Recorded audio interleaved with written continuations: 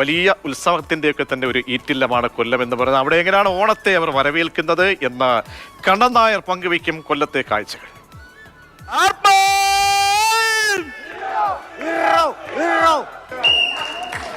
ഓണാഘോഷം എന്ന് പറയുമ്പോൾ സാധാരണ നാട്ടിലെ മത്സരങ്ങളുണ്ട്, നാട്ടിലെ തൊഴിൽ മത്സരങ്ങളുണ്ട്. അങ്ങനെ ഒരു മത്സരമാണ് നമ്മൾ കാണുന്നത്, ഓലമെടയിൽ മത്സരം.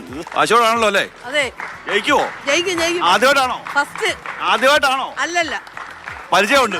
സെക്കൻഡ് ആയിരുന്നു. ഇത്തവണ ഫസ്റ്റ് അടിക്കും. വലിയ വാശിയോട് കൂടിയുള്ള ഒരു പോരാട്ടമാണ്. ഒട്ടേറെ സ്ത്രീകളുടെ നേതൃത്വത്തിലാണ് ഇവിടെ ഒരു ഈ ഓലമെടൽ മത്സരം നടത്തുന്നത്. നേരത്തെ കയറുപിരി മത്സരം ഉണ്ടായിരുന്നു, അതുപോലെ തന്നെ തൊണ്ടുതലൽ മത്സരം ഉണ്ടായിരുന്നു. പരമ്പരാഗതമായിട്ടുള്ള മത്സരങ്ങളൊക്കെ, പരമ്പരാഗതമായിട്ടുള്ള തൊഴിൽ അത് മത്സരത്തിലൂടെ നടത്തുക എന്നുള്ളതാണ് ഇവിടുത്തെ ഏറ്റവും പ്രധാനപ്പെട്ട പ്രത്യേകത. ഗംഭീരമാക്കിയിട്ടുണ്ടല്ലോ. പരിചയമുള്ള ആളാന്ന് തോന്നുന്നല്ലോ.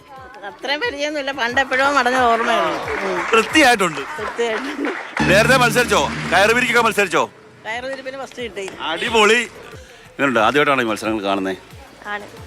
എന്തുണ്ട്, പഴയ കാലത്ത് നമ്മുടെയൊക്കെ വീടുകളൊക്കെ മേഞ്ഞിരുന്ന സാധനമാണ്. കണ്ടിട്ടുണ്ട്. വ്യത്യസ്തമായിട്ടുള്ള മത്സരങ്ങളൊക്കെ നടത്തി സംഘാടകനായിട്ട് മാറിയിരിക്കുകയാണ്. എന്തൊക്കെ മത്സരങ്ങളുള്ളത് ഓണത്തിന്? ഈ പ്രദേശത്ത് ഈ കയറുപിരിയുടെയും തൊണ്ടുതല്ലിൻ്റെയും ഓലമടലിൻ്റെയും ഒക്കെ ഒരു കേന്ദ്രമായിരുന്നു. ഇവിടെ എല്ലാവരും ജീവിച്ചിരുന്നത് ഇങ്ങനെ ഇതൊക്കെ ചെയ്താണ്, ഈ ജോലികൾ ചെയ്താണ് എല്ലാവരും ജീവിച്ചിരുന്നത്.